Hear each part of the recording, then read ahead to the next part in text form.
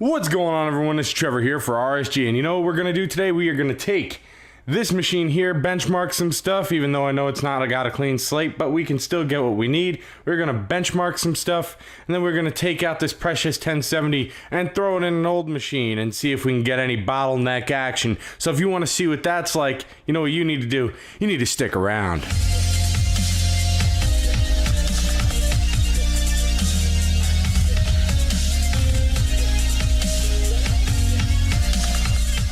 Okay, so today the goal is to see if we get any bottleneck action when we do this, which is take the Asus Strix 1070 from here and throw it into the old machine from the 2012 gaming PC in 2017 video that I will link below.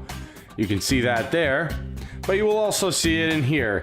So this has 16 gigs of DDR4 RAM, and it has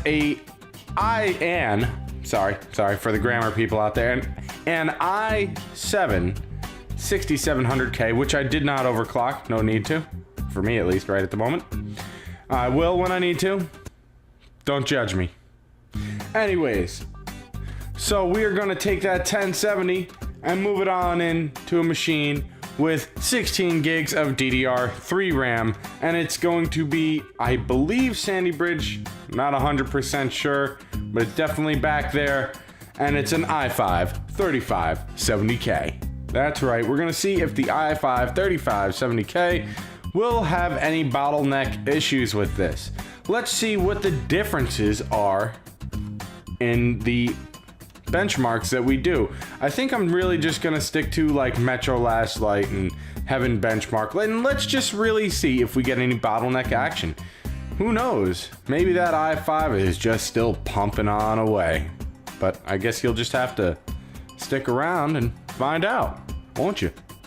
Let's get to these benchmarks. Alright, so I think it's time to take a look at this, and I do not have a capture card. I would absolutely love one, especially one that has hardware encoding. Would be absolutely great.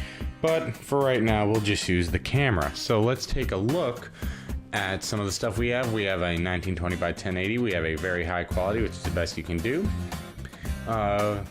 Super sampling, anti-aliasing. We have on. We have anti-scop. I can never. But you know what it is. The filtering at 16x. I can never freaking pronounce it without like seeing it spelled. And then we have our motion blur on normal, tessellation on very high, VSync off, and advanced physics on.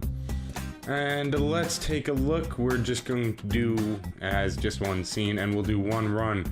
So let's run the selected and get to this.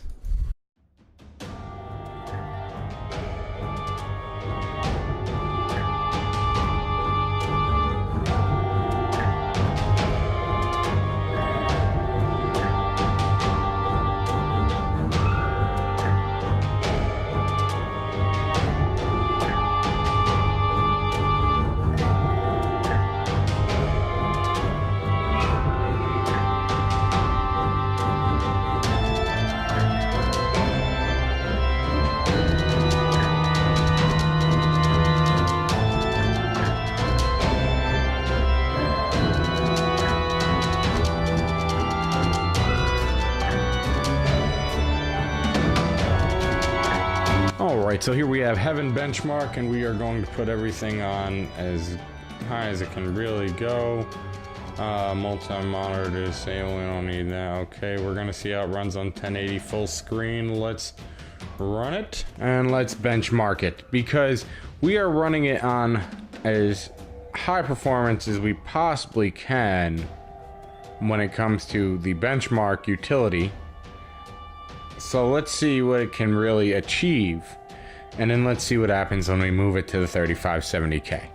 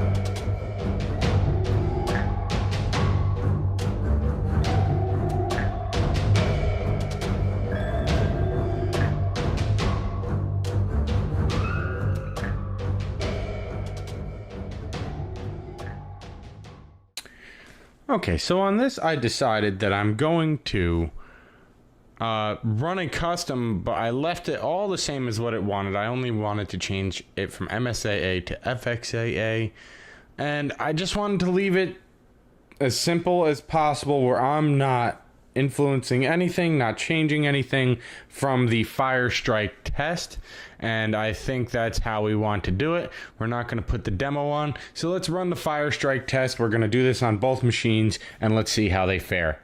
Let's do it.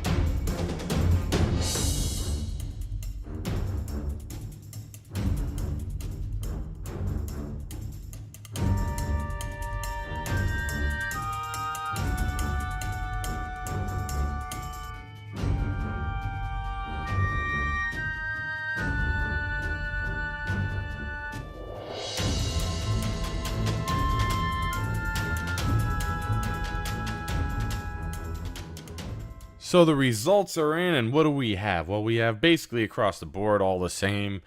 You will see a little bit higher on some frame rates with the 3570K machine because that only has a couple things on there, which is basically the games that I test and Steam, just so I could do that kind of stuff. There's really nothing else on it.